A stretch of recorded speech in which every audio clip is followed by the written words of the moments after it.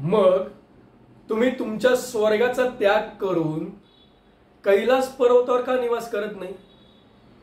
देवराज, आत्ता मी कोणाशीच बोलू इच्छित नाही.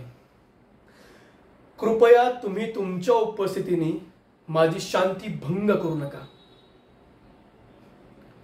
मी तुमची पीडा समजू शकतो, कारण प्रत्येक वचन पूर्ण करण्याचा परिणाम तुम्हीच भोगलाय. माता दितीला दिलेल्या वचनांमुळे तुम्हाला दैत्यांना स्वर्गात स्थान द्यावं लागलं. दारुकाला दिलेल्या वचनांचे संकट मी भलीभाती जाणतो, आणि तारकासूरला मुक्त करण्याचे वचन हे तुमच्यासाठी किती कष्टदायी होते हे मी भलीभाती जाणतो. जर ते एक